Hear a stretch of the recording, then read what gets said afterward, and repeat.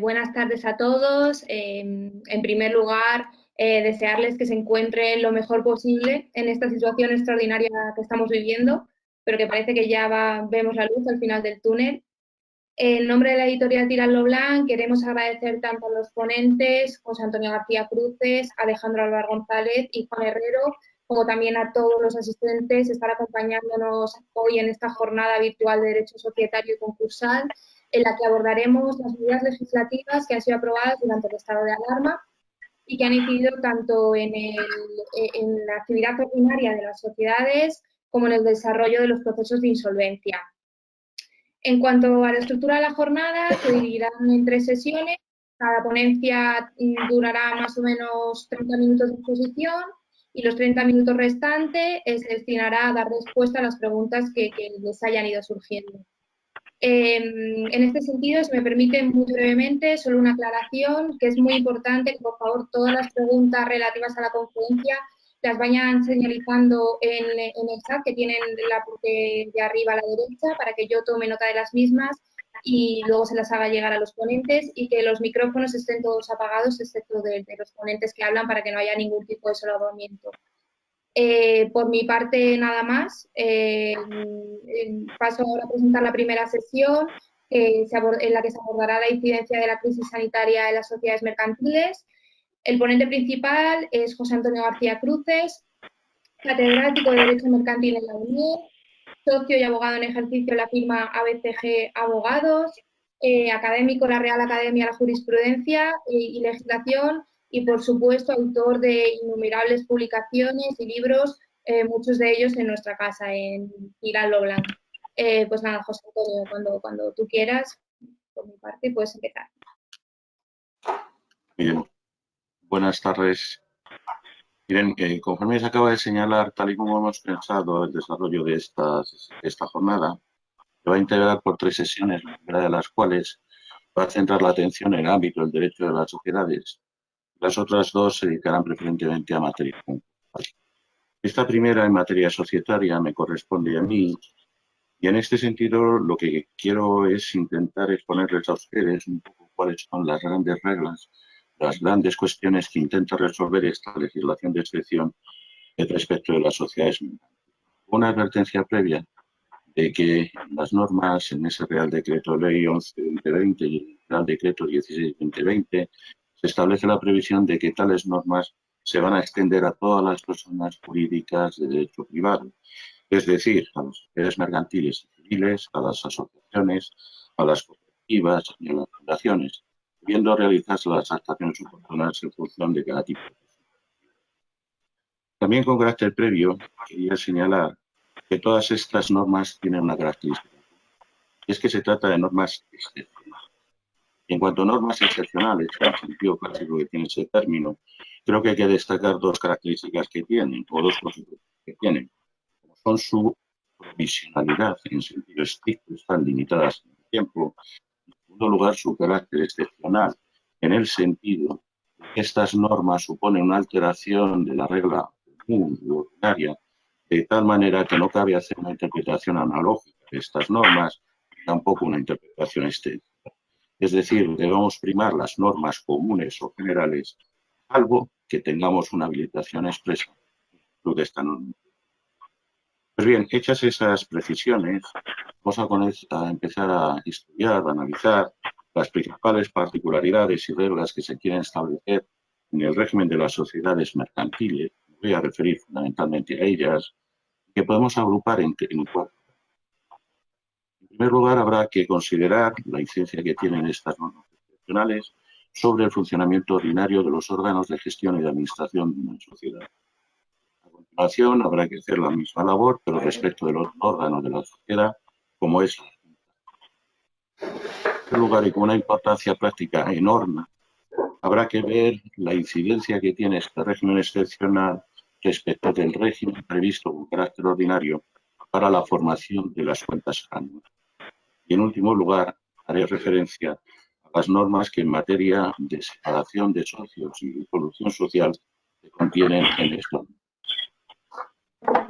Decía, como decía, el primer aspecto sobre el que he de tratar es relativo a la incidencia que tiene esta normativa excepcional en el régimen de los órganos de gestión y administración de la. Y es indudable que es necesario que los órganos de la sociedad continúen con el desarrollo de sus funciones, es decir, que continúe la vida social. Y en este sentido es necesario que los órganos de administración y de gestión continúen operativos.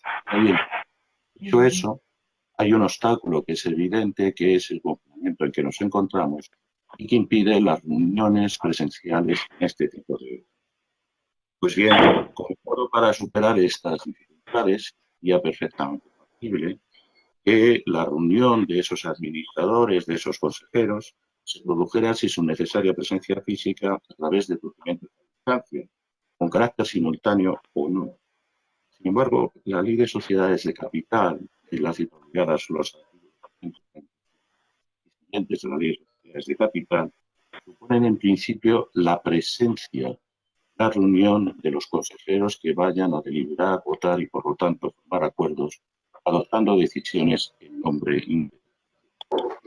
En realidad, este régimen es el que supone la ley, pero no tiene un carácter estrictamente necesario.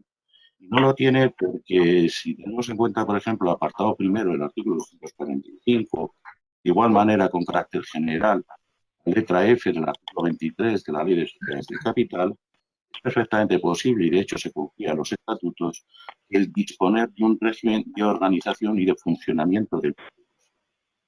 Por lo tanto, sería perfectamente factible, y es que así lo han hecho, el acoger a través de los pactos estatutarios modos y procedimientos para celebrar las reuniones que no requirieran la presencia física de los llamados partidos. Ahora bien, el problema es que la inmensa mayoría de nuestras sociedades no contienen una previsión estatutaria en este sentido, ni tampoco un reglamento de consejo de administración que pudiera subvenir a esas necesidades. En estos casos, ¿qué hace? En estos casos, si acudimos a la normativa general en materia societaria, pues veremos cómo se permite la votación por escrito y concesión en el caso del Consejo de Administración de la Sociedad Anónima, pero que además esta posibilidad se sujeta a una condición de carácter necesario, porque necesita o se hace depender del consentimiento unánime de todos los consejeros. Por otra parte, en una sociedad de responsabilidad limitada, dentro de su régimen, no nos encontramos con una disposición general, con lo cual parece ser que las dificultades son muchas. Y por ello, este Real Decreto pretende precisamente incidir en esos problemas, estableciendo la posibilidad de celebración, necesidad de presencia física de las reuniones de los órganos de gestión. En este sentido, la norma nos dice que con independencia que existiera o no una previsión estatutaria en ese sentido, perfectamente podrán celebrarse las reuniones del Consejo de Administración y de los órganos colegiados sin necesidad de presencia física de los convocados. Para ello nos ofrece dos posibilidades o dos procedimientos. En primer lugar, la posibilidad de celebrar ese Consejo de Administración por videoconferencia o por conferencia telefónica múltiple. En segundo lugar, y ese es un procedimiento que ya conocíamos, pero que tampoco era frecuentemente usado, la posibilidad de celebrar una votación por escrito. Pues bien, esta posibilidad, como señalaba antes, referirla no solo al Consejo de Administración de una sociedad de capital, sino que habrá que generalizarla para cualquier otra persona jurídica cuyos órganos de gestión y de administración tengan carácter plural y funcionamiento. Ahora bien, para calibrar el alcance de esta previsión de la norma excepcional que permite celebrar reuniones de consejo. Esto se lo manda a papá sobre las locaciones, que le llame y hable con ella. Por favor, perdona, José Bueno, Antonio. no sé. ¿Todo el mundo, por favor, puede apagar el micrófono?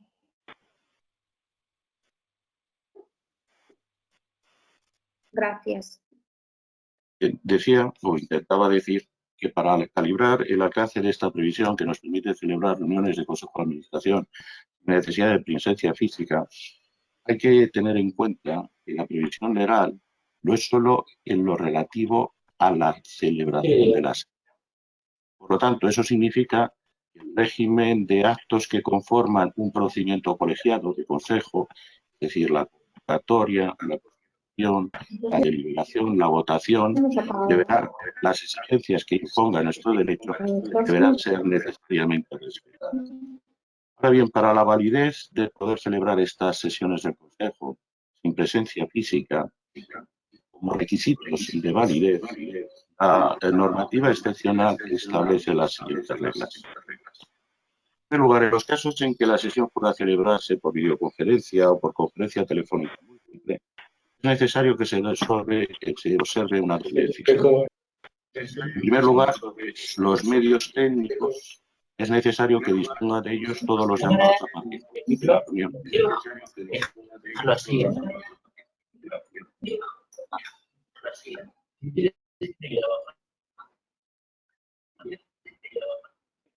Perdón. Decía que los requisitos técnicos, los medios técnicos deben estar a disposición de todos los miembros de la reunión. Todos tienen que tener esa posibilidad. Y en segundo lugar, es necesaria una actuación positiva por parte del secretario de ese órgano, en el sentido de que él debe reconocer y así manifestarlo, como veremos, la identidad de cada uno de los partícipes. Por el contrario, si el procedimiento fuera no el de videoconferencia telefónica, sería necesario que la decisión de acudir a este procedimiento la adopte el presidente del Consejo, o bien va a tener ¿Usted tú con él? Perdón, habíamos señalado, perdón, que por favor colgaran el micrófono, si no, no podemos seguir.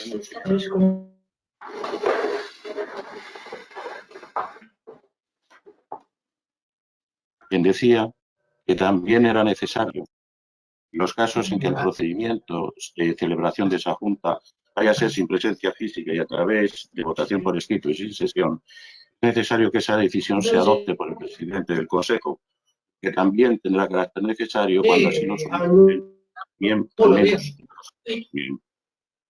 En cualquiera de ambos supuestos, en cualquiera de ambos casos, tanto si la sesión se va a celebrar sin presencia física por videoconferencia o conferencia telefónica, o si al contrario se acude a un procedimiento de votación por escrito sin sesión, es necesario respetar unas exigencias formales.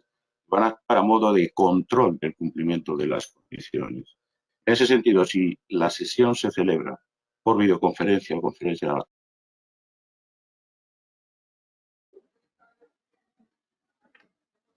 es necesario que el secretario, a la hora de confeccionar el acta, realice una doble manifestación, lo cual va a determinar la validez del propio acta. Y es, en primer lugar, que todos los partícipes en la reunión han contado con los medios técnicos oportunos. En segundo lugar, el propio secretario ha identificado a cada uno de ellos. Por el contrario, si la sesión se celebra como votación por escrito y sin sesión, sin presencia física, en este caso, y para todos los supuestos, sean sociedades mercantiles o no, la norma nos ordena un reenvío al artículo 100 del reglamento del registro. Esta previsión del artículo 100 del reglamento del registro mercantil resuelve muchos problemas prácticos con que nos podemos encontrar, pero también puede suscitar otros. Y en este sentido hay que tener en cuenta que el artículo 100 no prejuzga ni determina cuál pueda ser el procedimiento a través del cual se lleve a cabo la votación por escrito.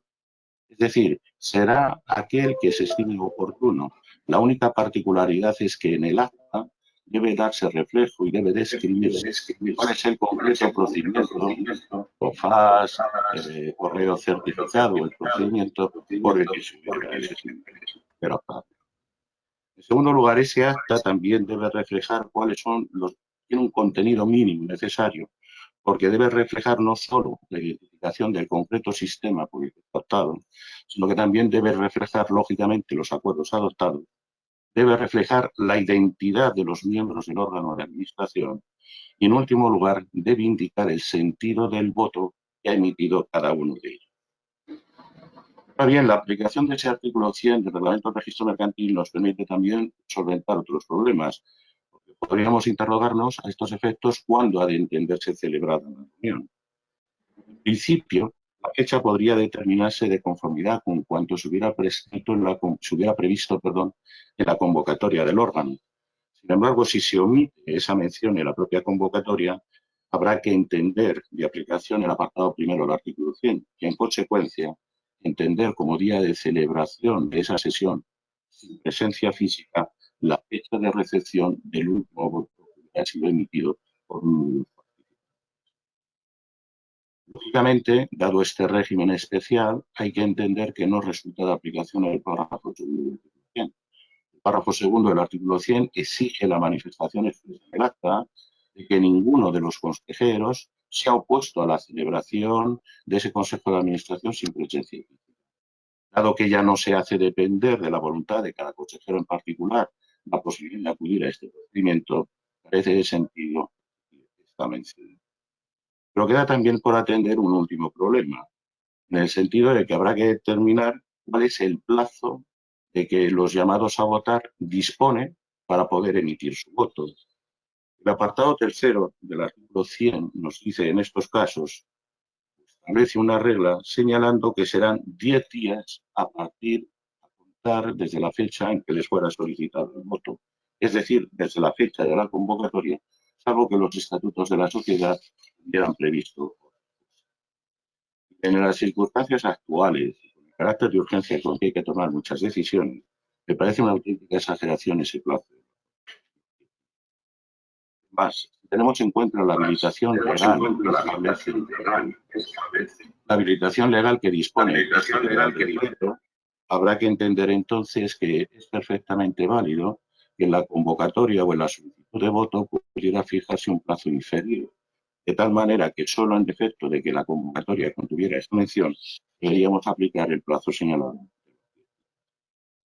Si se observan esas exigencias, la sesión del Consejo no presenta ningún óbice de legalidad y, por lo tanto, la sesión del Consejo de Administración y los acuerdos adoptados serán perfectamente válidos y eficaces.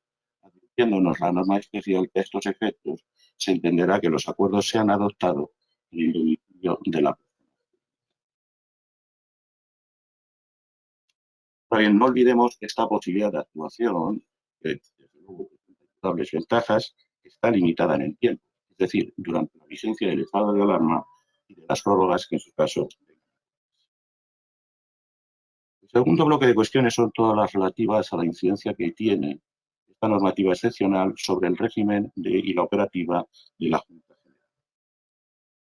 General. El Real Decreto 11-2020, que modificó el texto inicial del Real Decreto Ley 8 de 2020, también incide en el régimen previsto para la Junta General o, en su caso, para las asambleas de las personas jurídicas. Y en este sentido, lo primero que hay que señalar es que durante la vigencia del estado de la alarma, la Junta General de una sociedad mercantil podrá celebrarse sin necesidad de presencia. Es decir, las reglas que acabo de señalar para la celebración del Consejo de Administración y de otros órganos colegiados sin necesidad de presencia física de los llamados a participar en ella, también se extiende su aplicación para el caso de la Junta General de una sociedad o la asamblea cooperativa o de una asociación. Con lo cual, bastará con remitir a lo que antes señalara para resolver esa cuestión. No obstante, también hay que señalar que en aquellas sociedades donde estuviera prevista la celebración telemática de la Junta, los supuestos del artículo 132 de la Ley de Sociedades de Capital, no ha lugar a aplicar esta normativa excepcional, dado que ya hay un procedimiento para la celebración de la Junta sin necesidad de presencia. Ahora bien, si hay una norma, una segunda norma de carácter excepcional que querría destacar en materia de Junta General y que tiene consecuencias, es una norma que incide en la celebración de la Junta General Ordinaria. Recuerden ustedes que la Junta General Ordinaria es el artículo de la ley, no es más que aquella que debe celebrarse en los 6 primeros meses del ejercicio con la finalidad de censurar la gestión social, aprobar las cuentas anuales y resolver sobre la propuesta de aplicación de la ley. Pues bien, el artículo 40 del Real Decreto Ley 11/2020, en su apartado quinto, modifica el plazo de celebración de la carácter excepcional el plazo para celebrar la Junta General. Y en este sentido, la regla que se establece es relativamente sencilla, porque la Junta General ordinaria deberá celebrarse en el plazo de 3 meses a contar desde la fecha en que se hubieran formulado las cuentas anuales. Cuentas anuales que se formularán con un retraso respecto al plazo ordinario. Ahora bien, la principal preocupación que ha tenido el legislador en este Real Decreto Ley ha sido determinar la incidencia que puede tener el estado de crisis actual y de la crisis sanitaria sobre aquellas juntas generales que ya habían sido convocadas. Es decir, el supuesto de hecho es aquel en que la Junta ha sido convocada con anterioridad al alarma, pero su celebración estaba prevista para una fecha. En esas circunstancias, al órgano de administración se le conceden en esta norma 2 posibilidades. La primera posibilidad es modificar la convocatoria anteriormente efectuada, tanto en lo que hace a su lugar o la fecha, y de tal manera que pueda fijar su celebración para un momento posterior. La segunda posibilidad, en vez de acudir a una modificación de la convocatoria hecha, se le permite revocar la convocatoria efectuada de tal manera que se está legitimando su desconvocatoria. Ahora bien, al margen de cuál sea la decisión que adopte la Administración, modificar la fecha de la convocatoria, desconvocar la Junta previamente convocada, en todo caso se establece la exigencia de que sea cual sea esa decisión, la misma tiene que ser objeto de la oportuna publicación, que nos dice la norma, deberá realizarse con una antelación mínima de 48 horas respecto de la fecha prevista para la celebración de la Junta, pero que también esta norma nos concreta el modo en que debe actuarse, la forma en que debe actuarse la publicidad del anuncio, modificando la convocatoria o manifestando la desconvocatoria. El Real Decreto Ley 11/2020 establece unas exigencias particulares de publicidad de tal manera que no son de aplicación las reglas previstas en el artículo 173 de la Ley de Sociedades de Capital, es decir, el régimen de publicidad ordinaria previsto para la convocatoria de la Junta, ni tampoco el que resulta exigible de los. Pues bien, el medio de publicidad para anunciar la modificación de la convocatoria o para dar publicidad a la desconvocatoria necesariamente tiene que ser uno de esos. En el caso de sociedades que cuenten con una página web social, necesariamente el anuncio deberá publicarse en la página web social, por supuesto con esa antelación mínima de 48 horas. En cualquier otro supuesto, es decir, cuando la sociedad no cuente con ese recurso que es la página web social, la publicación de la desconvocatoria, de la modificación de la convocatoria, necesariamente deberá ser publicada a través del boletín oficial. Una última José precisión. Si la perdona ley que te molesto. Hay algún asistente que dice que no se oye bien. No sé si podrías acercarte más al micrófono o hablar más alto.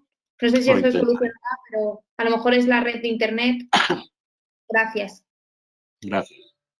Bien, decía que una última precisión. En el caso de que la Administración Social decidiera no modificar la convocatoria, sino optar por la desconvocatoria de la Junta previamente convocada, en ese caso necesariamente debe proceder de nuevo a la convocatoria de esa Junta y para ello deberá hacerlo dentro del mes siguiente a la fecha de finalización del estado. Y en el tercer bloque de cuestiones, que tiene una indudable proyección práctica y además inmediata, es la incidencia que tiene esta normativa en el régimen previsto para las cuentas. El problema que se ha planteado es el siguiente. La gran mayoría de las sociedades mercantiles en España, su ejercicio social, viene a coincidir con el año natural. Y al coincidir con el año natural se hacía imprescindible establecer algunas precisiones para poder actuar y llevar a cabo el procedimiento de formulación, aprobación y depósito de las cuentas. Pues bien, con esa finalidad de acomodar el procedimiento de formación de las cuentas anuales a las actuales circunstancias, se adoptan 3 reglas que complementan. La primera regla es una regla de interrupción, no de suspensión, del plazo de formulación de las cuentas. Recuerden ustedes la regla del artículo 253 de la Ley de Sociedades de Capital. Los administradores de la sociedad deberán formular sus cuentas y las cuentas anuales en un plazo no superior a 3 meses a contar desde la fecha de cierre del ejercicio social. Pues bien, dado la fecha en la que se declaró el estado de alarma, el 14 de marzo del año 2020, esta circunstancia está incidiendo directamente en el plazo de que disponen los administradores para formular las cuentas anuales, ya que este normalmente se agotaría, si el ejercicio coincide con el año natural, el 30 de marzo del año 2020, es decir, 3 meses después del inicio del ejercicio. Pues bien, el apartado tercero del artículo 40 de este Real Decreto Ley 20 dispone una interrupción del plazo de formulación, de confección o de formulación de las cuentas anuales, tanto si son cuentas ordinarias como abreviadas, tanto si son cuentas consolidadas como si son en base individual. Eso es. Técnicamente la norma lo que dispone no es una suspensión del plazo, pese a la literalidad de la norma, sino que lo que está haciendo es una interrupción de ese plazo. ¿Por qué? Porque lo que nos advierte la ley es que el plazo para formular las cuentas, es decir, el plazo de 3 meses, va a tener que computarse no desde la fecha de inicio del ejercicio, sino desde la fecha de finalización del estado de alarma. Ahora bien, también es perfectamente posible que los administradores, con anterioridad a la declaración del estado de alarma, voluntarios, pudieran o decidieran formular sus estados contables. En ese caso, la formulación de las cuentas anuales a la que se hubiera llegado goza de plena validez y eficacia y seguirá el procedimiento. La segunda previsión que contiene materia de cuentas anuales, el Real Decreto, es consecuencia directa de la anterior. El procedimiento de formación de las cuentas anuales arranca con un primer acto, que es la formulación de las propias cuentas, su confección, cuyo encargo se confiere a los administradores. Pero, evidentemente, la segunda fase vendrá dada por la exigencia de que debe procederse a la verificación o auditoría de las cuentas anuales que hubieran sido formuladas por aquellos. Obviamente, esta exigencia será en los casos en que la sociedad con carácter voluntario así decidiera someter sus cuentas de auditoría, o por el contrario, que no hubiera la posibilidad que resultara obligatoria para debida la verificación de las cuentas. Bien, la previsión en este sentido que contiene normativa excepcional es una modificación del plazo para verificar las cuentas anuales que hubieran formulado los administradores, en el sentido de que se altera, y ya veremos con qué alcance, el plazo que en principio dispone la normativa común. Recuerden que el artículo 270 nos dice que es el plazo para llevar a cabo y confeccionar el informe de auditoría de verificación contable es el plazo de un mes. Pues bien, el cómputo lo que hace la norma es incidir, la norma excepcional, es incidir en 2 ámbitos. En primer lugar, en la determinación del dies a quo, cuando empieza el cómputo del plazo para evacuar el informe de auditoría. Y nos dice que ese plazo se iniciará cuando se hayan formulado las cuentas anuales, de tal manera que al haberse retrasado las cuentas anuales, la formulación, hasta los 3 meses posteriores a la fecha en que pierda vigencia el estado de alarma, deberíamos contar el plazo que se señale para poder evacuar el informe.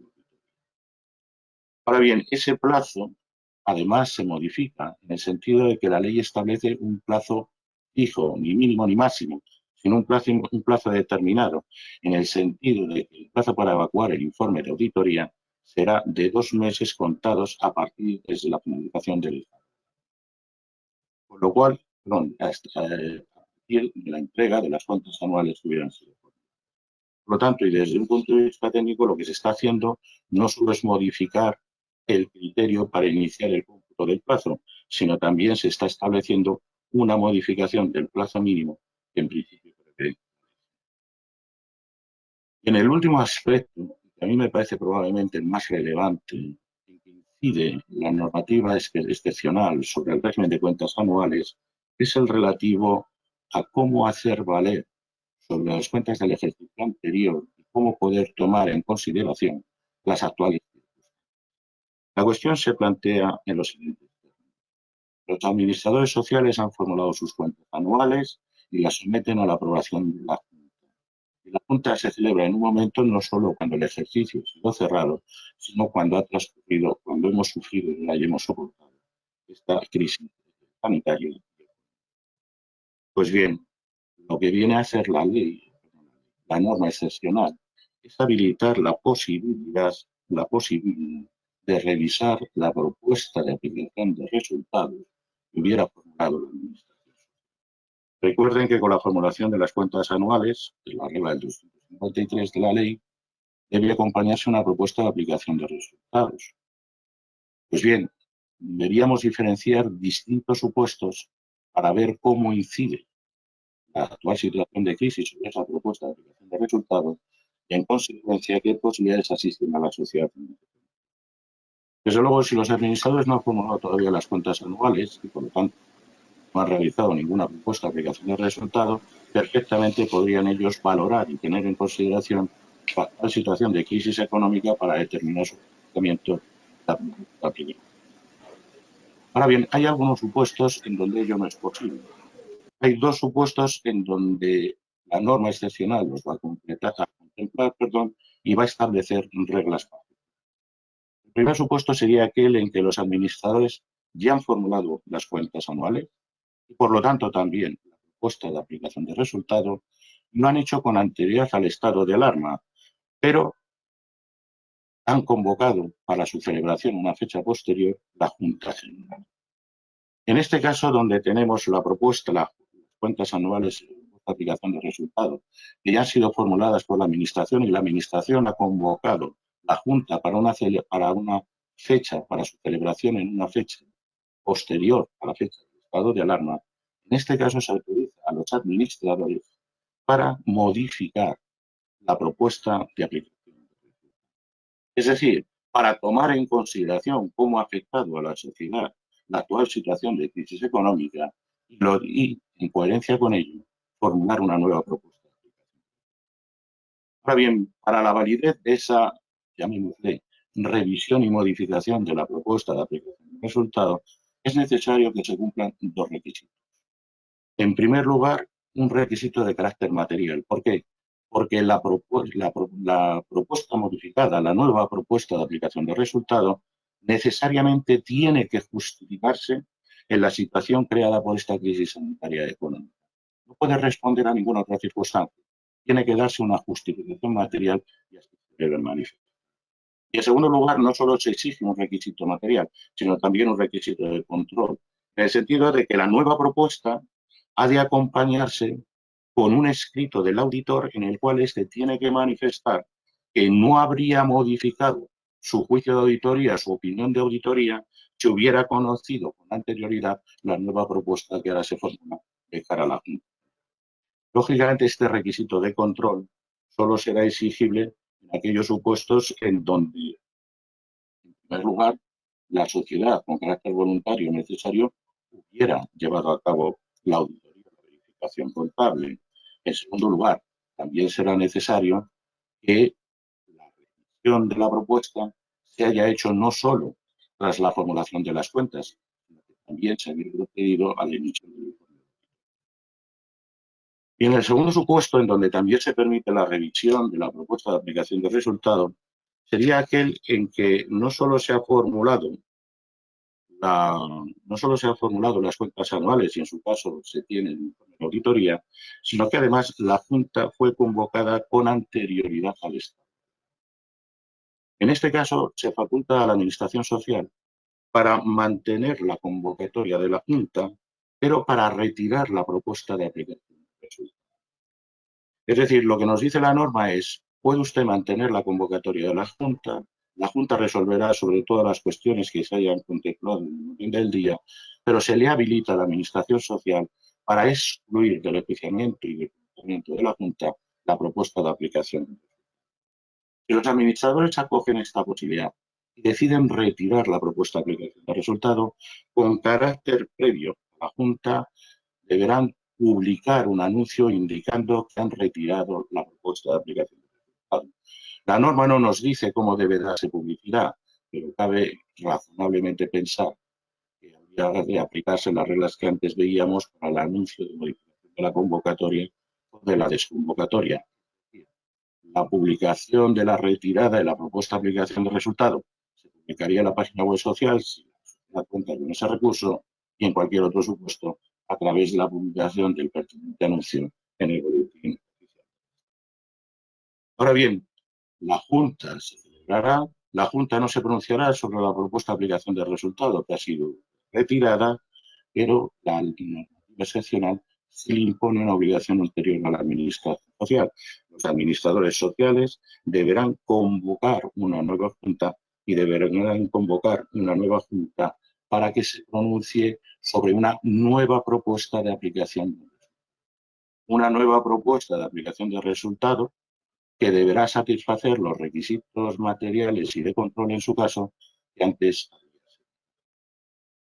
Y en el último aspecto, y ya con ello quisiera acabar, es la incidencia que tiene esta normativa excepcional en el régimen previsto para la separación de socios y la disolución.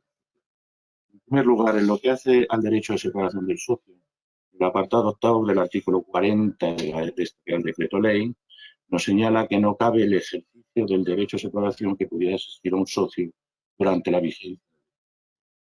Es decir, el estado de alarma provoca un efecto suspensivo sobre la posibilidad de ejercicio de un derecho de separación. Una vez agotado el estado de alarma, una vez que haya perdido su vigencia, podrá acudirse al ejercicio de la separación con independencia del momento que se produce.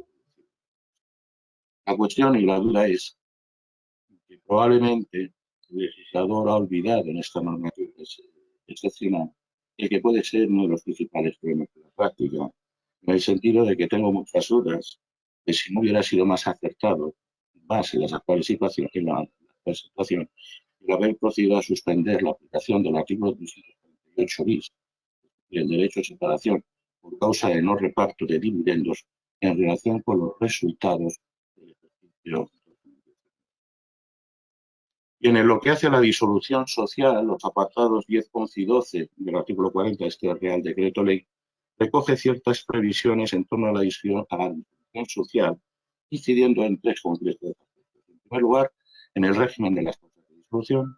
En segundo lugar, en el procedimiento para verificar la concurrencia o no de una causa de disolución.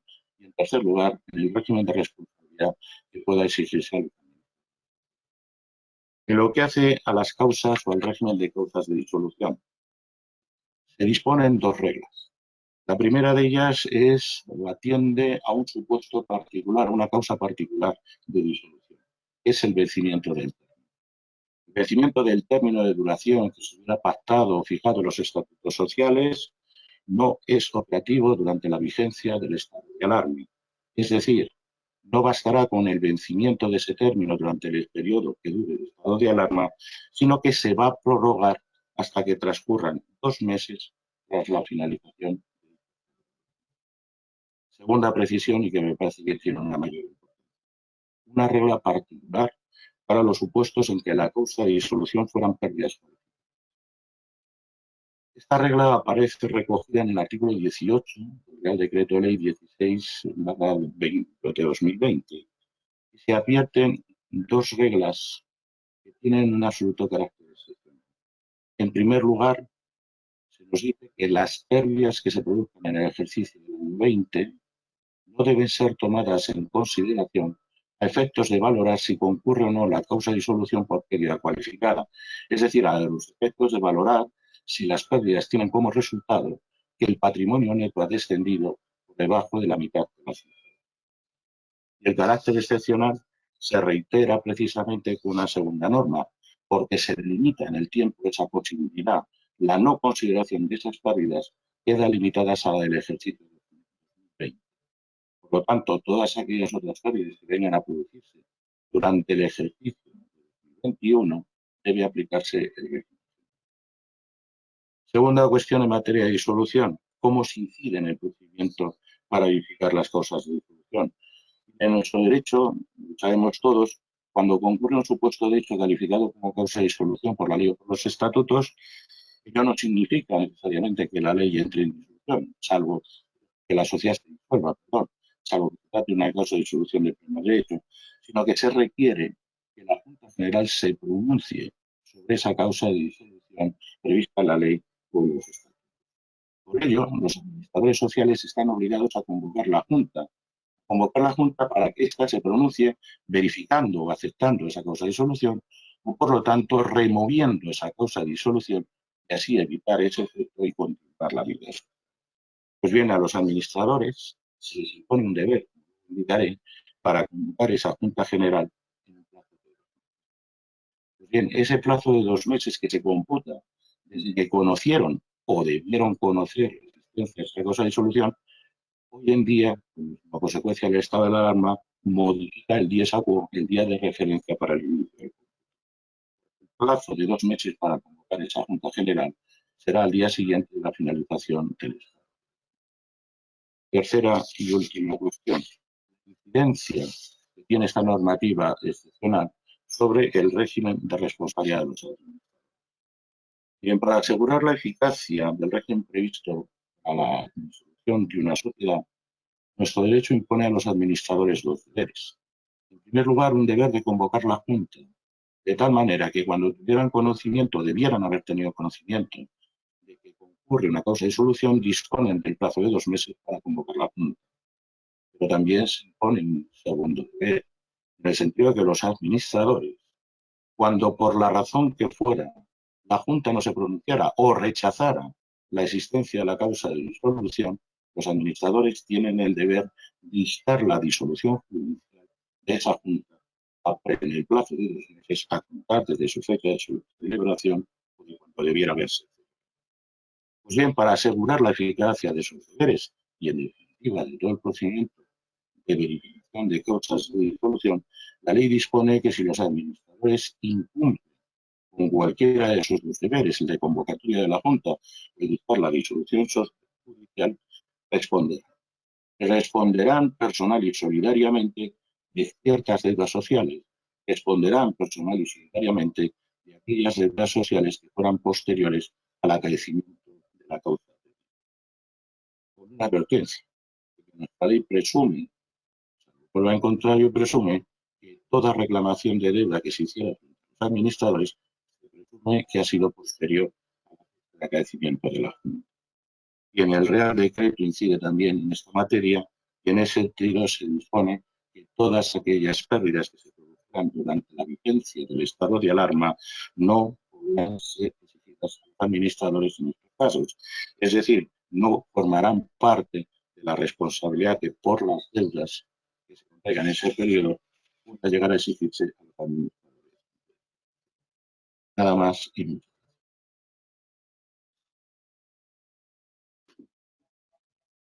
Gracias, José Antonio. Hemos tenido ahí algún problemita de audio, a ver si con Alejandro se soluciona. Te leo una pregunta que ha surgido. ¿Cuál sería el régimen aplicable en este momento para la celebración en una UTE de su comité de gerencia? ¿Analogía? No. Pero el problema está en que los requisitos que tiene la UTE para la formación de la voluntad del órgano rector de la UTE no están sujetos a normas de derecho imperativo, con lo cual perfectamente pueden pactar y tomar la decisión que entiendan oportuna. Solamente tiene sentido poner mecanismos alternativos, como en el caso de los sociedades mercantiles, cuando la ley establece una exigencia de presencia física, cosa que el régimen de las UTE desde luego no es.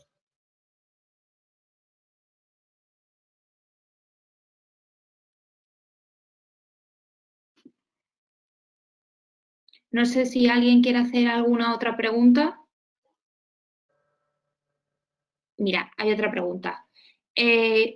Pregunta, ¿el régimen del artículo 18.1 del Real Decreto 16/2020 da una especie de vacaciones a los administradores para acumular pérdidas hasta el 31 de diciembre de 2021 sin que tenga que convocar la Junta para disolución hasta el 2022?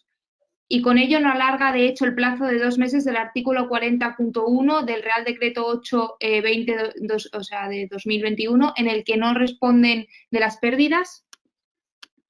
La norma del 18, el artículo 18, es una norma que lo que pretende es, se basa en una filosofía relativamente sencilla. Dado el carácter extraordinario de la crisis, las pérdidas se justifican en esta, no al normal decurso de la actividad de la propia sociedad. Por ello, lo que se nos dice es, a efectos de causa de disolución, es decir, a efectos de determinar si hay pérdidas cualificadas, no tome usted en consideración las pérdidas de este año. Por lo tanto, lo que nos está diciendo en último término es que de modo excepcional, pero también transitorio, no concurre esa causa de disolución de pérdida cualificada cuando el resultado que pretende evitar la ley, es decir, patrimonio neto quede por debajo de la mitad de la cifra de capital, tenga su origen en pérdidas que se han originado y que corresponden a este ejercicio del año. En ese caso, no es que no haya responsabilidad ni que se prorrogue. En ese caso, lo que es, no hay a estos efectos causa de disolución. Y si no hay causa de disolución, no se abre el procedimiento de verificación de causa de disolución. Y si no se abre el procedimiento de verificación de la causa de disolución, no ha lugar a exigir responsabilidad alguna.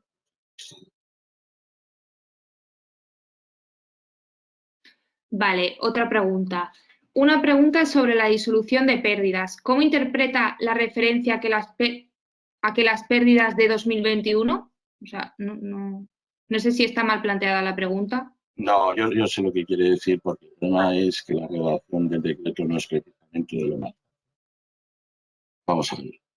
El legislador lo que pretende es, como decía antes, establecer una especie de cheque en blanco para las pérdidas del año 2020, en el sentido de que estas no deben ser consideradas efectos de determinar si concurre o no la causa de disolución por pérdida. ¿De acuerdo? Pero lo que nos quiere decir, aunque está muy mal dicho, en el momento en que venza el ejercicio de 2020, se acabó la excepción.